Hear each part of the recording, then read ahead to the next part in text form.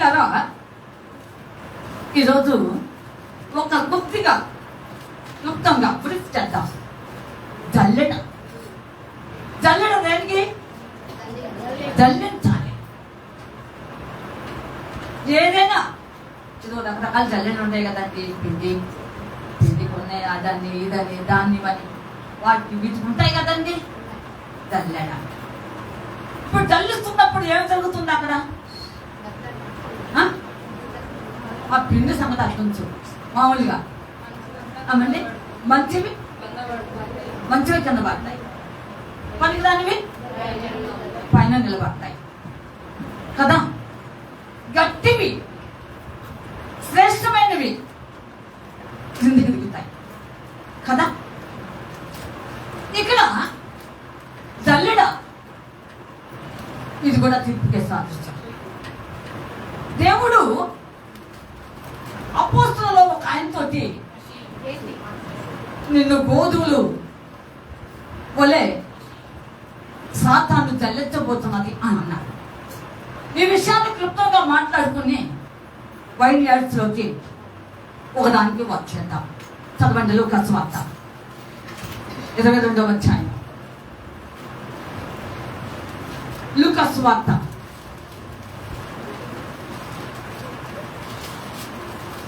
22వ అధ్యాయం 31వ వచనం.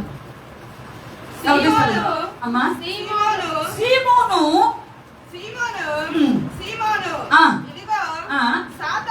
సాతాను మిమ్మును పట్టి గోధుమల వలె జల్లించుటకు మిమ్మును కోరుకొనెను గాని నీ నమ్మిక తప్పిపోకుండానట్లు నేను నీ కొరకు వేడుకొంటిని. చాలు. దేవుని బిడ్డలారా, ఇప్పుడు ఉన్న పరిస్థితులను బట్టి ఆపేసే అప్పలాపాలే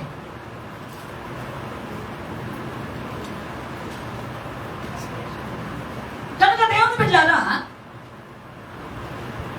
ఇప్పుడున్న పరిస్థితులను బట్టి చెప్పేవారికైనా అంటే సేవకులకైనా వినేవారికైనా అంటే విశ్వాసులకైనా సాతానుడు ఎక్కడో ఉన్నాడు, ప్రక్కనే ఉంటాం. ఏది అవకాశం ఉంటే అది దొరుకుతుందని వారు దిగులాడుతున్నారు. దేవుని బిడ్డలారా, ఇక్కడ సీమోను పేతురు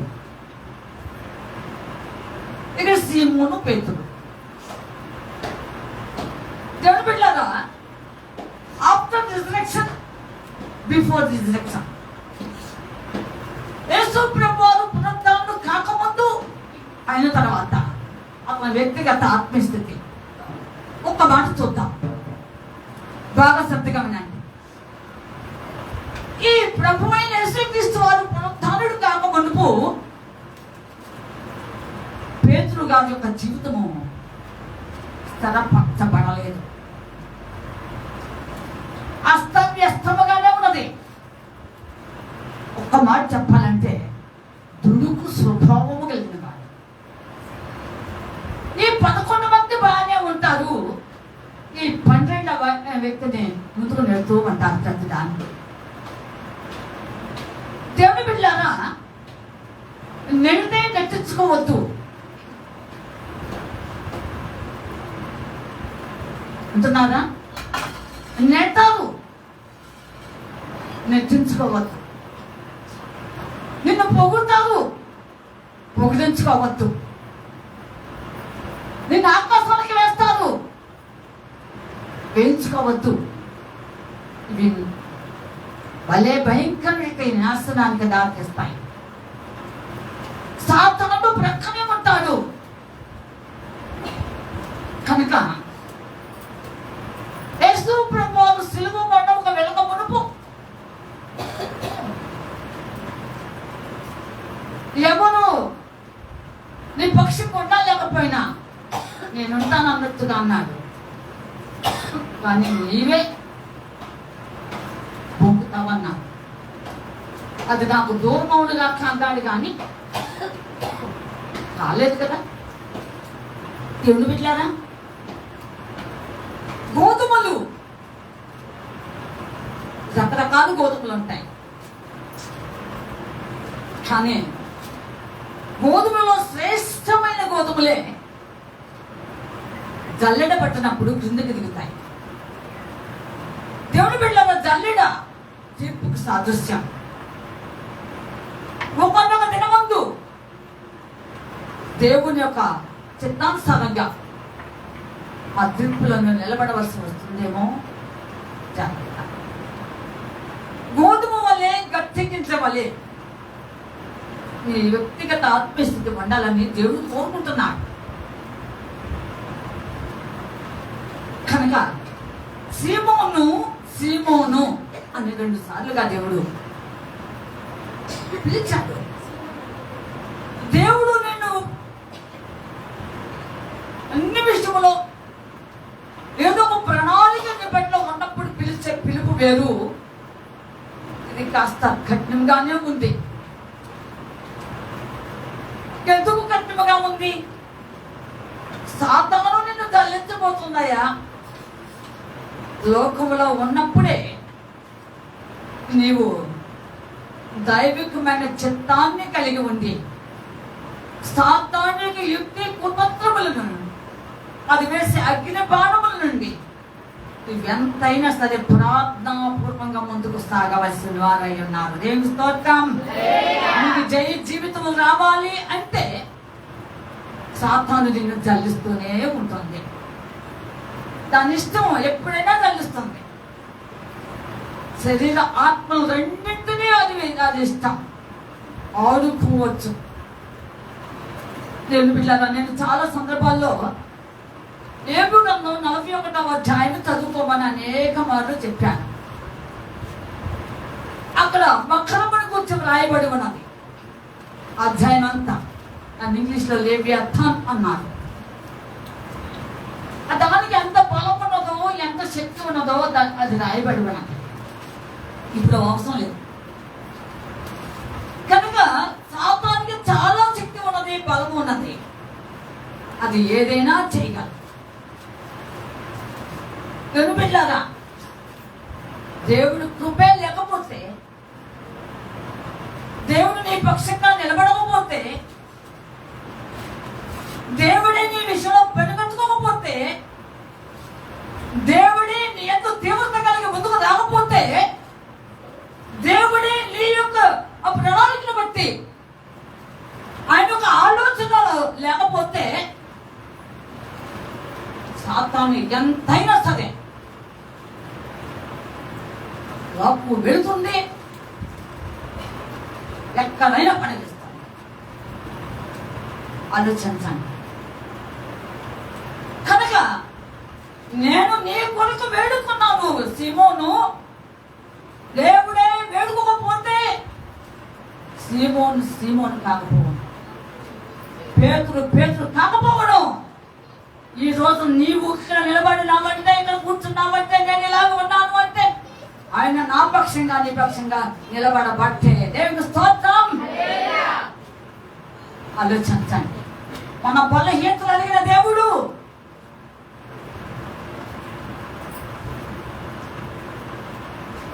సాతాను ఎంతైనా సరే ఆలోచించండి.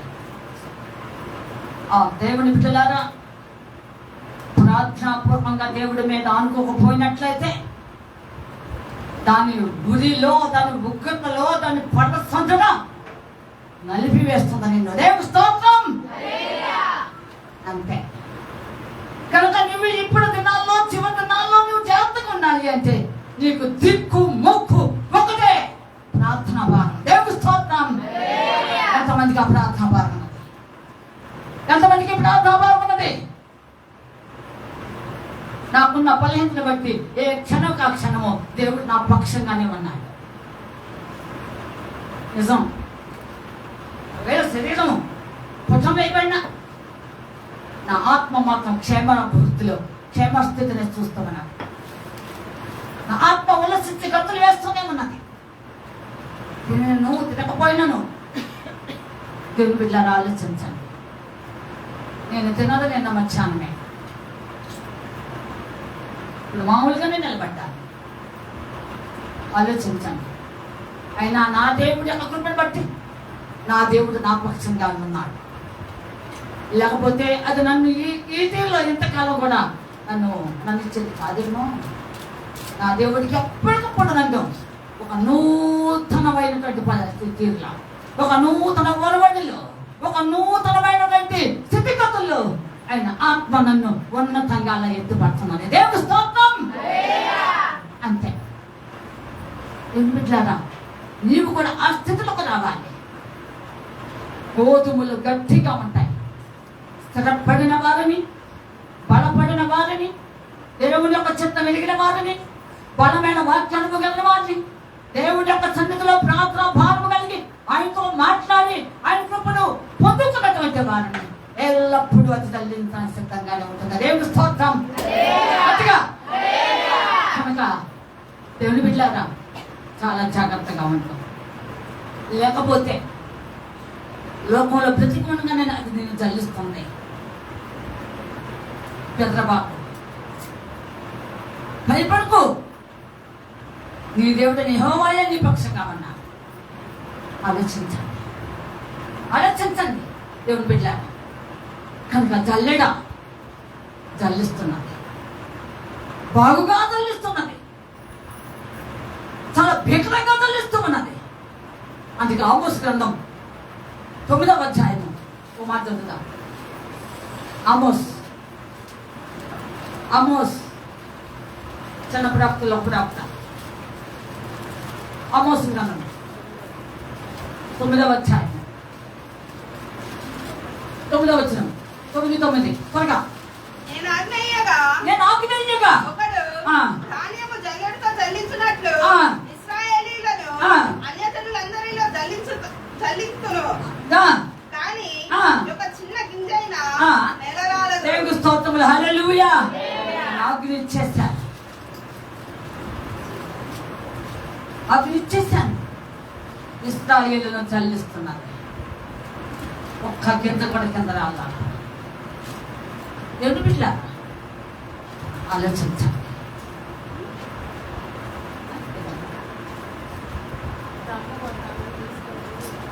కనుక ఆలోచించండి. అట్లా జల్లెడ ఈరోజు నేను జల్లెడు పడుతుందేమో. ఆనాడు సీమోనుని అనగా పేతుని జల్లెడు పట్టిందేమో. అవ్వాల జల్లెడు పట్టినా కూడా ఉన్నతమైనటువంటి అమ్మ స్థితి కలిగిన వాడే. అమ్మ యావత్ ప్రపంచంలో బూది గంటల వరకు కూడా చాలా శ్రేష్టమైన వ్యక్తిగా పరిగణించబడ్డారు. ఆలోచించండి. బొంకిన ఆయన, దుడుకుగా ఉన్న ఆయన, అమ్మ అనేక వివిధలో స్థిరపడిన జీవితంలో ఉన్నటువంటి ఆయన, దేవుని యొక్క చిత్తానుసారంగా అది ఎంత జల్లెడు పట్టించాలనుకున్నా, ఎంతగా నలిబిలి చేయాలనుకున్నా దేవుడు అతని కొరకు వేడుకున్నాడు. అమ్మ తన ఏర్పాటులో ఉన్న జనాంగము దివారాత్రులు ప్రార్థన చేస్తున్నప్పుడు ఆయన వినకుండా ఉండునా? లూకాసు వార్త 18 చివరి వచనంలో మాట రాయబడి ఉంటుంది. చదవండి. లూకాసు వార్త 18వ అధ్యాయము. లూకాసు వార్త 18వ అధ్యాయము 8వ వచనం చదవండి. ఆయన వారికి త్వరగా న్యాయము తీర్చును. వారి విషయమే కదా అన్యాయస్తుడైన ఆ న్యాయాధిపతి చెప్పిన మాట వినుడి. దేవుడు తాను ఏర్పరచుకున్న వారు దివారాత్రులు తన గురించి మొరపెట్టుకొనుచుండగా వారికి న్యాయము తీర్చడా? అంతే, తప్పక న్యాయం తీరుస్తే దేవుడు మనకి. ఏమండి ఆలోచించండి. దోషం నిర్దోషిగా తీర్చే దేవుడు కాదు, మన దేవుడు పక్షపాతి కాదు అని అంటాడు యెహోషాపాతు. యూదావారిని యుద్ధ సన్నద్ధులై తీర్చిదిద్దిన తర్వాత వాళ్ళని ధైర్యపరిచి వాళ్ళు మోయాబీలు అమ్మోనీయుల మీదకి యుద్ధాన్ని పంపించేటప్పుడు వాళ్ళని స్థిరపరచడానికి కానీ మన దేవుడు పక్షపాతి కాదు. దోషి నిర్దోషిగా అమ్మా నిర్దోషిని దోషిగా ఎంచడు. పక్షపాత అసలే మనుషుల్లో ఉంటుంది భాష, కానీ దేవుళ్ళ లేదు. కనుకనే ఏర్పరచుకున్న వారు దివారాత్రులు ప్రార్థన చేస్తున్నప్పుడు అని వినకుండా ఉంటారు. కనుక ఈ మధ్యాహ్నకాల సమయంలో సాతాను నిపక్షంగా జల్లులు పడుతుందేమో, బెదరవద్దు అమ్మా, భయపడవద్దు. లోకంలో నువ్వు జయించగలిగితే, లోకంలో జయించగలిగితే ఆలోచించండి. 99 ఆ రాత్రి మనందరము న్యూ ఇయర్ 2000 సంవత్సరాలకి కనిపెట్టి ప్రార్థన చేసినప్పుడు మిద్దే మనకి ఎంతో తెలుసు.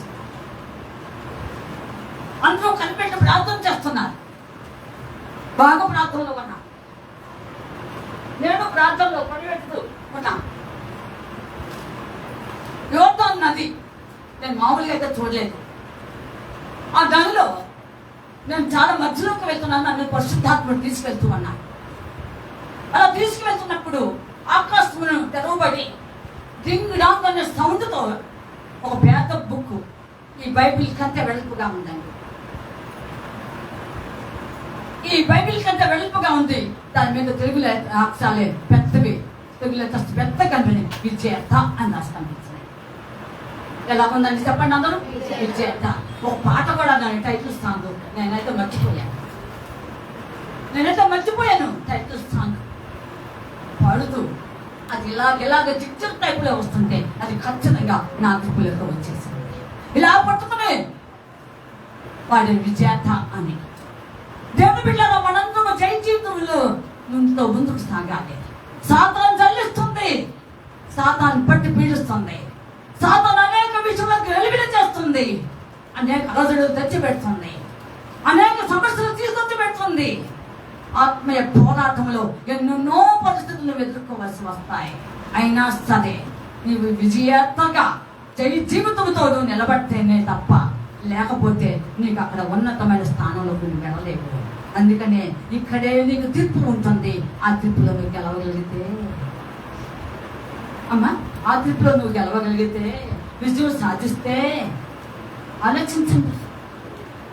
పిల్లరా, నువ్వు గొప్ప విద్య జయించడానికి నా యొక్క పరదేశంలో ఒక జీవవృక్ష ఫలంలో బుద్ధిని పనిస్తున్నాను. జయించడానికి నేను వేకూర్చనిస్తాను, అంతేకాదు తెల్లరాతనిస్తాను. అమ్మా, మొలిగైన మాటాన్ని ఇస్తాను. జయించితే అమ్మా, జయించితే తెల్లని వస్త్రము ధరించి నాతో కూడా సంతరిస్తూ ఉంటారు. వారి పేరు ఎంత మాత్రము తుడిపి పెట్టను. నా బ్లాక్అవుట్స్ అంటాడు. జయించితే నా ఆలయంలో ఒక స్తంభంగా చేస్తాను, ఉపయోగిస్తాను. నేను పెట్టారా, ఎన్ని రాశాడు దేవుడు, ఎన్ని నివాసిస్తున్నాడు. 1, 2, 3 జయించితే నాతో నీవు, నీతో నేను కలిసి ఏం చేస్తాం? అమ్మా వస్తున్నావురా అంటాడు తండ్రి. అమ్మా అయ్యా కలిసి వచ్చేద్దాంరా అంటుంది తల్లి. ఈ అనుభవం వేరు. దేవుడే నీతో కలిసి భోజనం చేయడానికి సంసిద్ధపరిచాడు. నువ్వు జయించితే దేవుడు స్తోత్రం. అందులో పాట వేస్తుండగా చెప్తుంది, విజయ గీతము మనసారా నేను పాడుతాగా. విజయ గీతము మనసారా నేను పాడేదా,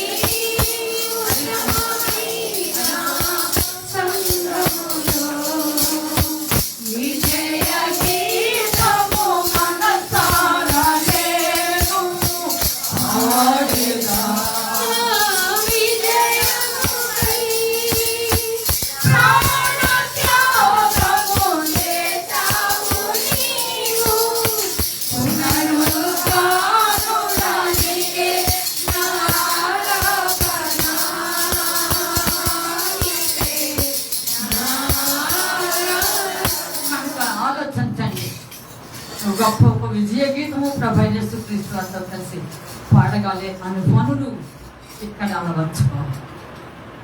అలవర్చుకో గొప్ప విజేతగా నిలబడి లోకాన్ని ఎదిరించి పాపముని ఎదిరించి సాతాను యొక్క యుక్తిని శక్తిని బలమును అధిగమించి అది వేసినటువంటి కుతంత్రముల నుండి అగ్ని బాణం నుండి పారిపోయి క్రీస్తు పక్కై సమపడి ఉన్నతమైన ఒక మంచి సోల్జర్ గుడ్ సోల్జర్ అనగా మంచి సైనికుడు వలె విజేతగా నిలబడినట్లయితే అంత ధన్యత ఎంత ధన్యత దేవుని బిడ్డలారా ఆలోచించండి. కనుక నువ్వు లోకంలో ఉన్నప్పుడే నువ్వు దేవుని యొక్క సన్నిధిలో చల్లించబడుతున్న ప్రతి ఒక్కరు ఎవరైనా సరే ఒకసారి ఆత్మీయ జీవితాన్ని పరిశీలించుకో.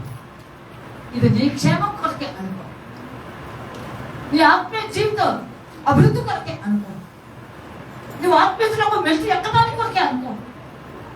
దేవుడు నిన్ను ఆయన వలే చేసుకోవడానికి ఇష్టపడుతున్నాడని అనుకో, ఆయన లాభను ఉండాలని కోరుకుంటాడని ఇష్టం అనుకో. దేవుని బిడ్డలారా ఆలోచించండి. దేవుని బిడ్డలారా నిన్ను చూసి ఆయన లాగా ఉండాలి అని కోరుకున్నాడు దేవుడు. అందుకే అసలు ఈ లోకానికి వచ్చాడు. ఎందుకు వచ్చాడు? నిన్ను చూసి ఆయనలో వలె జీవించాలని కోరుకున్నాడు. ఆయనలో మాట్లాడాలని ఆశించాడు. ఆయన వల్లే ముందంజ వేయాలని చూశాడు. ఆయన రూపం నీళ్ళకి రావాలి. ఆయన రూపం నీళ్ళకి వస్తే ఆయన చూసి సంతోషిస్తాడు. దేవుని స్తోత్రం. ఇలాంటి వారే వ్యర్థపడేది అమ్మా. కనుక జల్లిస్తున్నాడు, సాతాను జల్లిస్తుంది. జల్లించని జల్లించని బాగా జల్లించని బాగుగా జల్లించని. ఏమండి గోధుమ గింజలు గడ్డి తెరపడిన వారు ఉలకలు పలకలు. ఏమండి వాణి అని దేవుడికి అప్పగించుకుంటారు. ఆలోచించండి దేవుడి బిడ్డలారా. శుభదినాల్లో ఉన్నాం. సీమోను పేతున్న ఎప్పుడు నలిబిలి చేసే ఉంటుంది, ముందు నలిబిలి చేయాలనుకున్నది. కానీ దేవుడు మాత్రం సీమోను పేతును ప్రేమించాడు.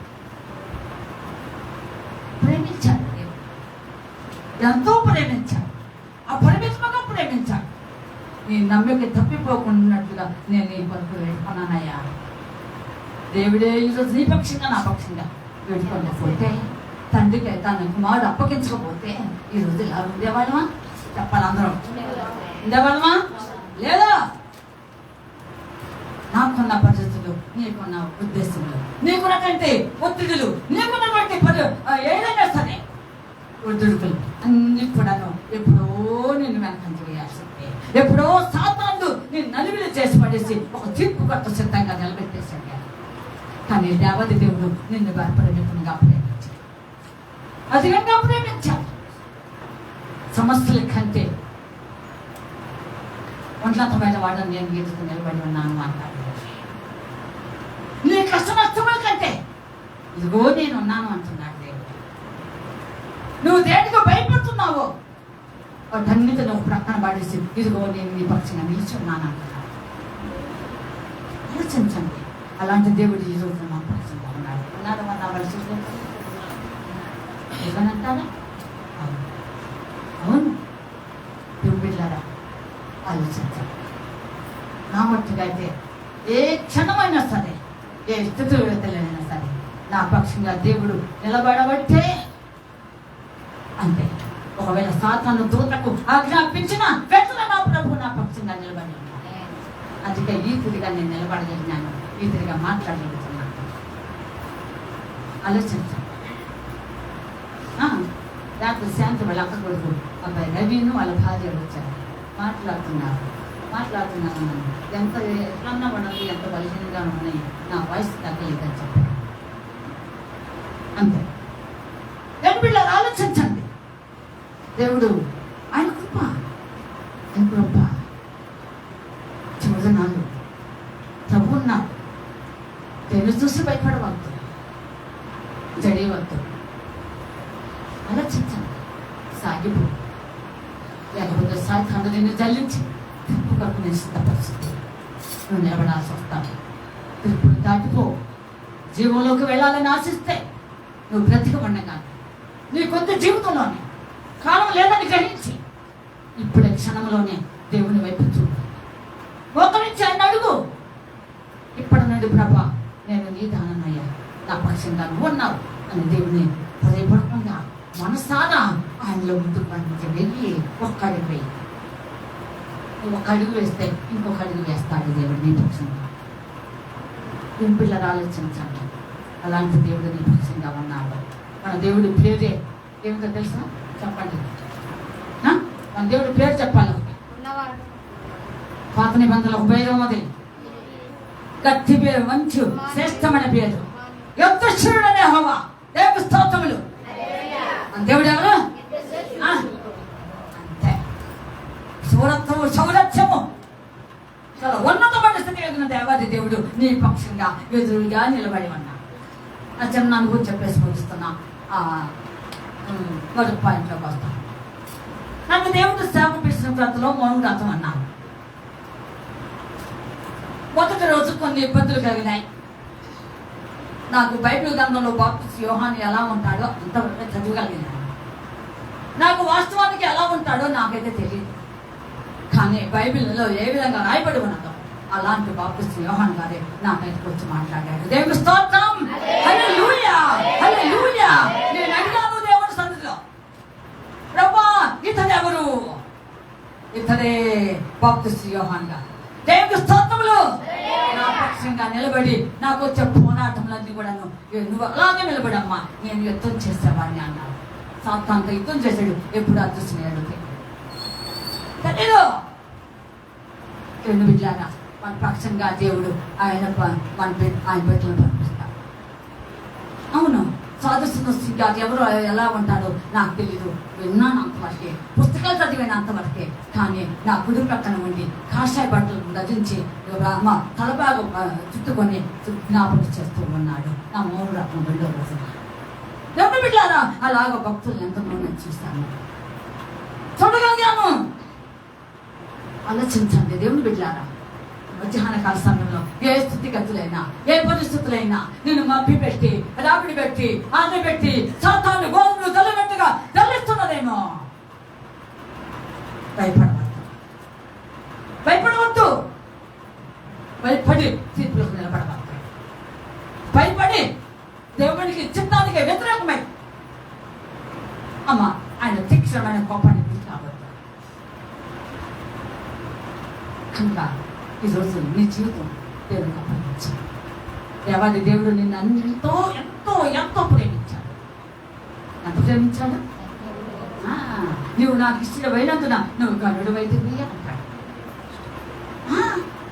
దేవుడికి ఇష్టం కావాలండి. ఈ ప్రజలకి ఏమంది? ఒక ఆమె మెచ్చుకోవచ్చు, ఒక ఆమె మెచ్చుకోకపోవచ్చు. ఒక ఆమె చేదుగా ఉంటుంది, ఒక ఆమెకు తీపిగా ఉంటుంది. చేదులతో ఎందుకు, తీపిలతో ఎందుకు? మనలో మాటలేండి, అవునా కాదా? ఒక ఆమె చేదు వర్షాలకు వస్తుంది, ఒక ఆమెమో అమ్మ స్వీట్లుగా మాట్లాడుతుంది. నువ్వు తింటా అంతే, నువ్వు ఎంత తింటావో అంత తిన్నట్టుగా తినిపిస్తా ఉంటుంది. ఎందుకు ఇది అంత ఎందుకు? ఇది వద్దు, అది వద్దు, ఇది వద్దు, అది వద్దు. శ్రేష్ఠుడనే యేసు ప్రభువారు నీ పక్క ప్రాణం పెట్టిన దేవుడు సిలువలో చూస్తున్నాడు. ఆయన వైపు చూడు. ఆయనలో ఉన్న సమస్తం బట్టి ఏమండి, నీ జీవం ఆయనలో ఉందండి, నీ సమస్తం ఆయనలో ఉందండి. మనుషులో ఏమీ లేదు. కనుక జల్లించే సాతానులో ఏమీ లేదు. కనుక దేవుడి మీద భారమై అమ్మ గట్టి గోధుమ గింజల వలె నువ్వు నిలబడటానికి దేవుడికి చిత్తానికి అప్పగించుకోవాలి. లేదంటే తీర్పులోకి వస్తావు, తీర్పులోకి వస్తావు. తీర్పును దాటిపో. దాటేస్తావా? చెప్పలేమండి, చెప్పలేమండి. దాటిపో. ఇప్పుడు బ్రతికి ఉండగానే చేసి చూసి పొందటానికి సిద్ధంగా ఉంటుంది. ఇన్ని రివర్స్ అవమానాలు దేవుడు ఇస్తానని సంసిద్ధపరిస్తే ఇష్టం లేదండి. పుట్టినరోజులు పిలిస్తే పోతాం, కేక్ ఎంత పట్టుకొచ్చుకుంటారు. పనికి మాలితే కోసం పరిగెత్తుతావు.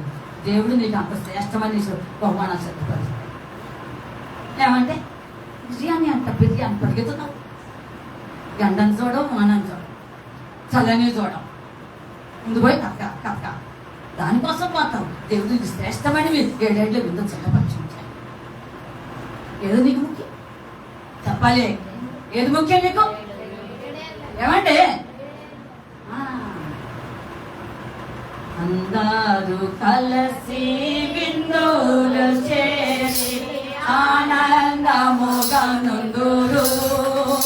అందరూ కలిసి విందులు చేసి ఆనందముగా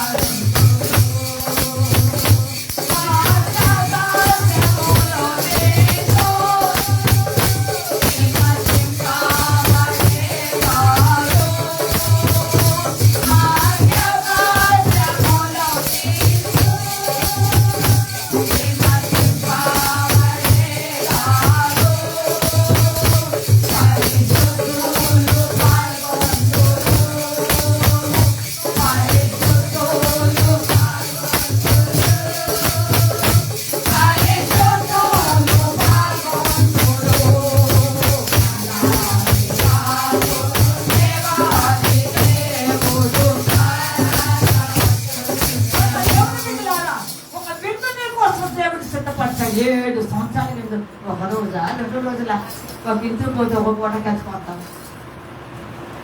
నీకు కూర్చోబెట్టి వారం రోజులు పెడతారా? చెప్పండి అమ్మ. ఒకళ్ళు పెట్టినా మామూలు కోసమే. అవునా కాదా? ఏమండి అవునా కాదా? నీకు వచ్చామని ఒక రోజు పెడతారు. పెట్టరా? చెప్పలేమండి. కానీ దేవాది దేవుడు అక్కడ రకరకమైన విద్యులు నువ్వు ప్రవేశిస్తా. నీ కోసం నా కోసం ప్రత్యేకంగా సిద్ధపరిచిన 7 సంవత్సరంలో విందు. ఏమండి భూలోకంలో 7 ఏళ్ల మహాశ్రమలే కాకుండా అమ్మ దేవుడు ఆ శాతాన్ని వధించి ఆకాశ పక్షులతో విందుగా చేస్తాడంట. రక్తంలో రాయబడింది. ఏ స్థితిలో ఉంటావు? నువ్వు జయించితే నీకు జయ జీవితం రావాలని కోరుకుంటే సాధారణ ఒకవేళ జల్లించితే కూడా నువ్వు విజయం సాధించి జయ జీవితం పొంది తీర్పును దాటిపోతే దానితే, లేదంటే చల్లెడా తీర్పు నిలబెట్టాల్సి వస్తుంది. జాగ్రత్త. తీర్పు తప్పించుకుంటారా? చెప్పండి. లేదండి గట్టి చెప్పండి అమ్మ. అది తప్పించుకో. నువ్వు బ్రతికి ఉండగానే దేవుని కొరకు జీవించు. దేవుని చిత్తం చేయి అమ్మా. శ్రమైనా శోధనైనా ఏమండి అక్కడప్పులైనా ఏం పర్వాలా. మంచి నిర్వహించప్ప. నాతో ఒకసారి సుబ్రహ్మణ్యం గారు హైదరాబాద్ ఆమె చెప్పింది. పాప ఏం పర్వాలేదు, మంచి నీరు రాగైనా దేవుని స్థుతించని చెప్పింది. చనిపోయి పట్ట అయింది. ఆత్మీయతలే ఆలోచించండి దేవుని బిడ్డలారా. అయినా పర్వాలేదు. శ్రేష్ఠుడైన దేవుడు నీకు తగ్గుతండి. నీ కొరకు ఉన్నతమైన శ్రేష్టమైనటువంటి గొప్ప బహుమానాలు నీ కొరకు సిద్ధపరిచి ఉంటాడు. నువ్వు తీర్పుని దాటిపోతే, నువ్వు జయ జీవితం అనుభవించితే బ్రతికి ఉండగానే జయ జీవితం అనుభవించు. తుచ్చమైన వాటిలో లోపడతావు. అల్పకాల పాప భోగాన్ని వద్దు, దాటిపో. ఒకరు కుమారుడు అనిపించుకోవడానికి ఇష్టపడలేదంట. మా అమ్మాయి అండి బాబు ఏమో కుందుబాటుతో ముసిమిసినావు ఎవరో కాదండి, మా అమ్మాయేనండి. అమ్మాయే, ఇది మా అబ్బాయి అండి అనగానే అసలు అంటూ ఉండండి కాడిపోతాడు.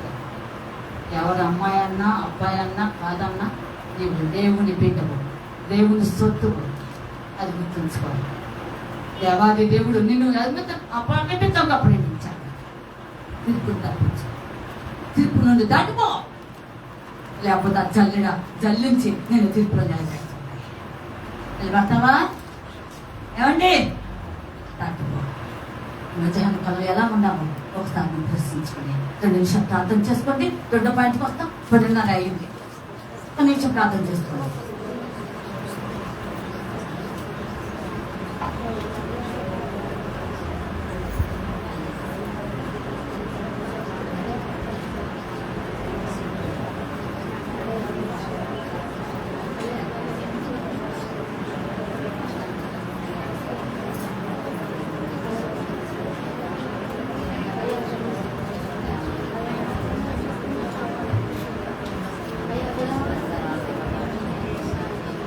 కూర్చో కూర్చో, ఒక పాట పాడతారు, ఇంకో ప్లే చేయాలి. ఇంకో పక్కన